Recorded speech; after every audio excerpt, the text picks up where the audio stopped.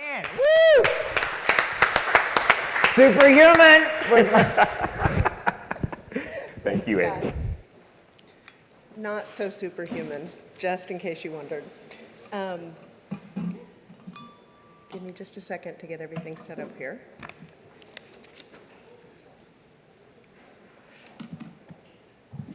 Okay, can you hear me okay? Yes. There's not that many of you. It should be pretty easy. So as they mentioned, I'm with Creative Mornings.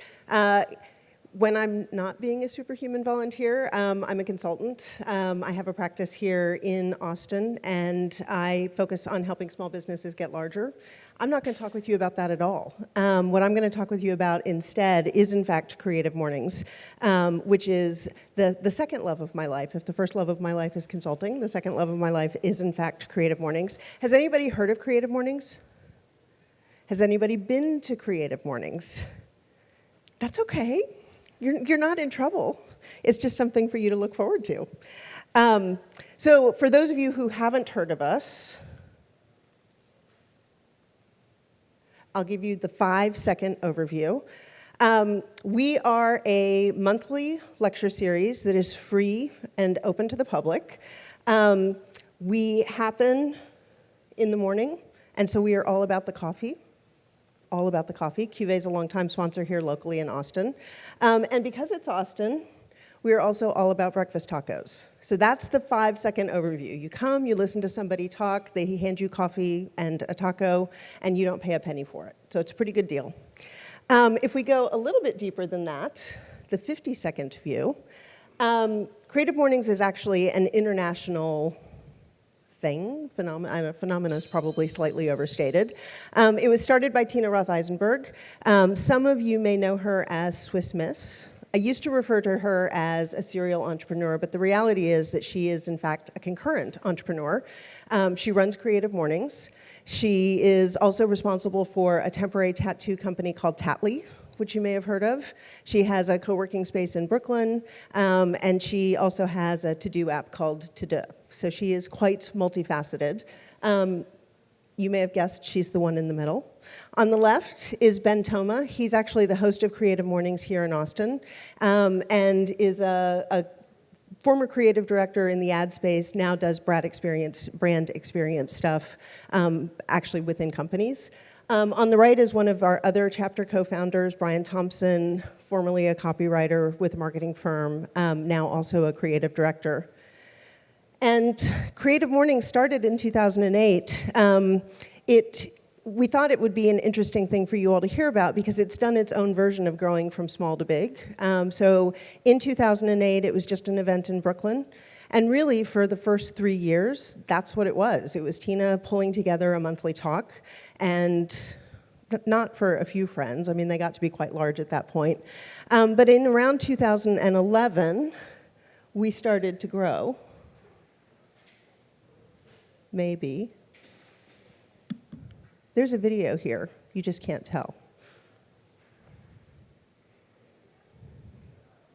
There we go. So in 2011, we started growing. If you watch the counter, it will very rapidly disappear. But what you'll see is that this says 137 chapters. And in fact, there were 137 chapters in March. Now it's May, and we're up to 143 chapters. And that is, in fact, about how fast we're growing. So it's somewhere between 5 and 6 chapters a month that get added around the world. It becomes a little bit of a geography test. Every now and then something like Jeju will come up, and you'll be like, oh, Mr. Google, where is Jeju? And then you find out it's in South Korea. There are 150,000 people who have attended events around the world. And in any given month, we see between 10,000 and 20,000 people who attend. What are the talks about? Well, they are all now organized around a theme. So in any given month, for instance, in the month of May, all of the chapters will be talking about the theme of reality. And what we actually look at is the intersection of reality and creativity. But they're completely locally curated events. So in Austin, we're known for having music and breakfast tacos. big surprise. In other parts of the world, they're known for other things. Helsinki has a balloon sponsor, and so they have balloons at all of their events. Atlanta does a game show, and so they have a little game show segment at all of their events. So all of the events are managed locally. And the other thing that it's worth saying is that they are all volunteer-driven. In addition to focusing on the same themes, the other things that we all focus on are community and actually building community and trying to build it in a compelling way. So here in Austin, that looks like 3,700 people on our mailing list, about 200 people come to all of the events. They sell out now and I say sell out, they're free, but the tickets are gone usually in less than 5 minutes from when they're released. So they tend to go pretty quickly. And although we show somebody exchanging a business card there, that's not really what we're about. It's not really meant to be a networking space. What we're actually trying to do is establish connections and get something to come from those connections. So whether it is a gig, employment, a collaboration, a creative piece, a friendship, a relationship. There are people who have gotten married coming out of Creative Mornings. The idea is just that we create communities that have strong connections, and in fact, those connections lead to something that the people involved consider productive. I mentioned that it's all run by volunteers. This is a small portion of our volunteer team. So here in Austin, we've got one of the larger chapters, and there are 25 volunteers who are responsible for putting on the events every month. Around the world, there are about 1,500 volunteers. Each event takes about 50 hours to plan, and so we've estimated that around 80,000 volunteer man-hours are put into putting on events around the globe. So who comes to these Creative Morning events? Well, it used to be that it was just designers, ad agency people, marketers, but we've actually seen a really significant shift over the last 2 or 3 years. And at this point, it's really diverse in terms of age, in terms of background, in terms of every dimension that you would measure diversity. And they're all people who have self-defined as creative. And so this has become one of our mantras, this idea that everybody is creative. And we even went so far at a national level to write a manifesto. And like any good manifesto, it ends and begins with the same thing. Everyone is creative. A creative life requires bravery and action, honesty and hard work. We're here to support you, celebrate with you, and encourage you to make the things you love. We believe in the power of community. We believe in giving a darn. We believe in face-to-face connections, in learning from others, in hugs and high fives. We bring together people who are driven by passion and purpose, confident that they will inspire one another and inspire change in neighborhoods and cities around the world. Everyone is created, everyone is welcome. And the reason that that matters, we think, is because we actually think that this is one of the trends that's coming in business. So with the advent of the iPhone, there was this idea that design was this thing that became very elevated, and it makes sense. For a long time, design was really not, didn't really have a seat at the table when you were talking about product and business strategy. But what's happened with business and this elevation of design is that the normal people, the people who aren't in fact designers, haven't really been able to own and claim creativity as our thing. And so we see this as one of the trends that's emerging in business, this concept that everybody is in fact creative. And because we wanted to give you a small taste of what Creative Mornings was about, I went ahead and pulled themes or comments from some of our speakers. They're just little shorts, but they'll give you a sense for how we as a community approach creativity and what we think about it. I think we're living in this kind of mass fetishization of creativity, you know? And you can see it in the way we use creative as a noun to describe certain people, as if, you know, creativity is this like trait that you own or you're born with or whatever, as if it's not just a tool in our toolbox of getting work done. Anyways, I don't know about you, but like when I read those design blogs, I'm sure you guys know what I'm talking about. I read those design blogs and I see some artist and they're like perfect loft in Brooklyn, you know, and there's like a big window and there's like all this light streaming in and like a MacBook glistening in the corner, you know? And like I get this inferiority complex because that is not what my life looks like, you know? Here I am in my dingy office at the top of the stairs, wearing cargo shorts, yes, trying to come up with a poem. Here's me with my well-paid studio assistant on my shoulder, scanning poems. Here's me in purple sweatpants on our lovely beige carpet, trying to come up with some sort of structure for my new book. Here's just a blinking word processor cursor. You'd be surprised how much I look at that particular thing. Here's a spread from my sketchbook. You'll notice there aren't any fancy drawings or, you know, great ideas for stories. It's actually me working out whether my wife and I can afford a compact car. So that was Austin Kleon. He was actually the inaugural speaker here in Austin. Our chapter was launched by Tina from the South by Southwest stage. She was an interactive keynote speaker in 2013. He was the very first speaker that we had join us. He was talking on the theme of future.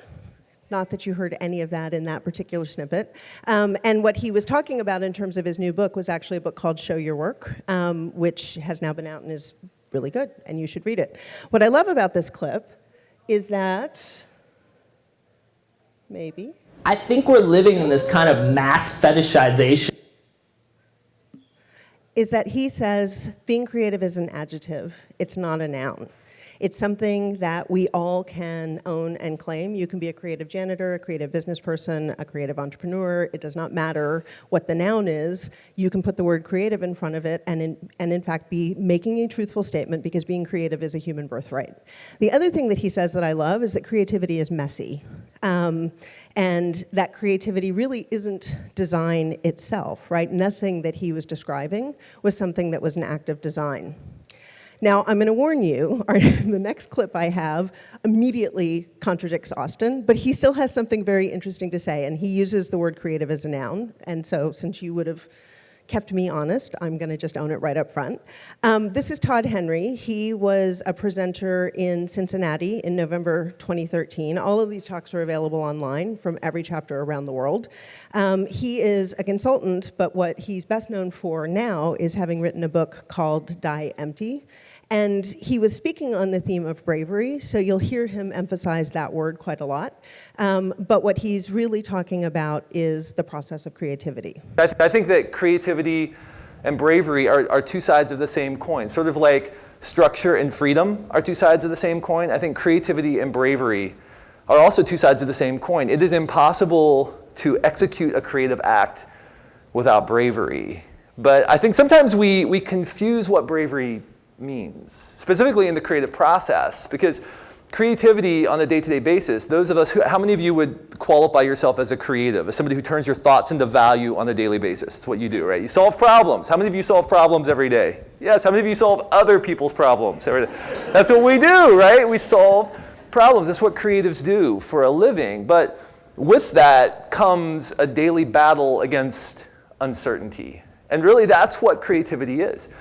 It's assaulting uncertainty on a daily basis. It's taking dissonance in your environment, things that don't seem to add up, and you weave a solution together that solves that problem, that brings some kind of meaning to that uncertainty. Well, facing uncertainty on a daily basis is something that demands a lot of us. It demands a lot intellectually and emotionally, right? It requires bravery. The problem is that often I think we think of bravery as those people who muster up one courageous act of the will and they assault something one time, right? And that's it. That's what bravery is. In reality, bravery is something slightly different. And that's what I want to talk about today, because over time, if we don't learn to deal with our fear and we don't learn to confront uncertainty consistently day by day, we will eventually slip into a place of mediocrity. So every business person I know can relate to this concept, this idea that you are dealing with some form of uncertainty, you've got a business problem. I think that creativity. Clearly, I do not know how to drive the remote, so just expect to see the start of every video twice. It's this idea that we all have problems that we solve, and we solve them every single day. And it is, in fact, a really important part of building a successful business. And what he's saying is, okay, number one, creativity is problem solving. Okay, that's good, that's important. But what he's also saying is it's not magic. It's a process. It's just a way of approaching problems in order to come up with interesting solutions that, in fact, keep you away from mediocrity, which presumably is what we all want, because no customers out there want mediocre businesses. The next person who's going to talk, the next clip I'm going to show is Denise Jacobs. She spoke in the Miami chapter in January of 2014.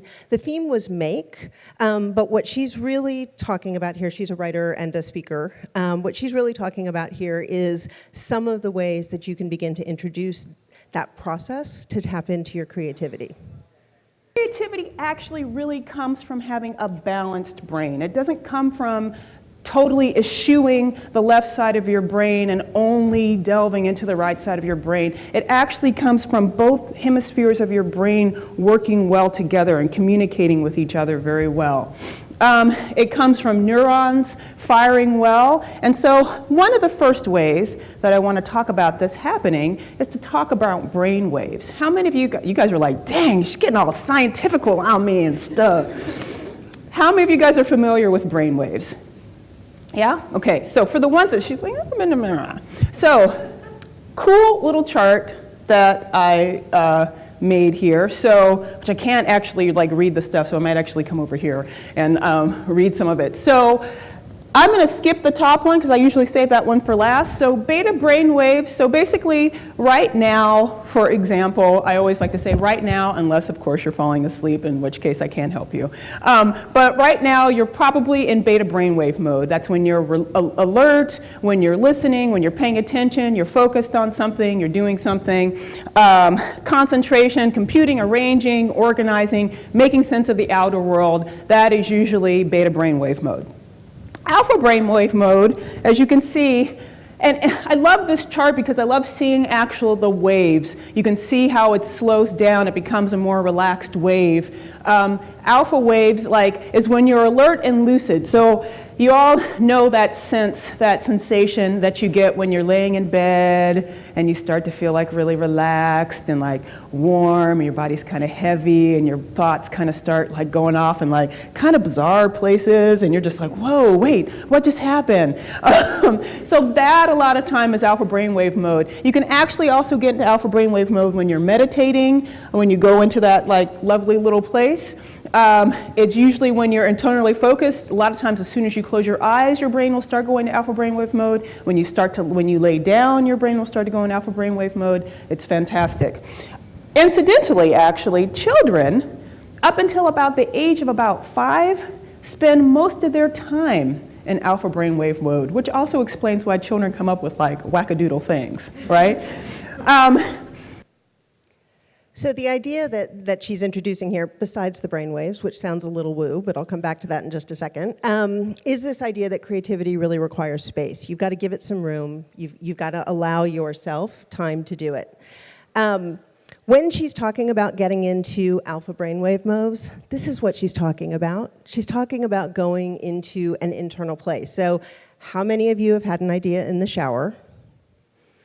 How many of you had an idea when you wake up in the morning and you think, oh, that just came to me overnight, right? So the idea is just giving yourself a little bit of room. If you've got a problem, if you've got something you're focused on and trying to solve, go into an internal place. Do something repetitive. Go walk, go wash the dishes, meditate, do some writing, take a shower, go to sleep. Any of these things can, in fact, trigger the internal space.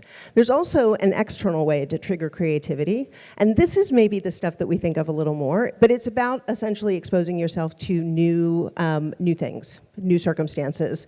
Julia Cameron wrote in a book called The Artist's Way this idea of going on an artist date. So every week you take yourself out and you expose yourself to something new. That's great. It's a good way to do it. Traveling does it. Walking does it. The bilateral movement actually gets the different parts of your brain to engage. And so the real concept that I want you to take away, besides the fact that Creative Mornings is awesome, is this idea that we're all creative, and all you have to do when you're faced with a problem is give yourself a little bit of space, internal space or external space, in order to come up with an interesting solution to the problem. If you want to find us on the web, creativemornings.com is the web address. That will actually get you to all of the cities and all of the chapters. If you want to get specifically to us, look for the /ATX. And our next talk is May 13th. So that means tickets will be released on Monday at 11. And if it sounds like fun, you should join us. Thanks.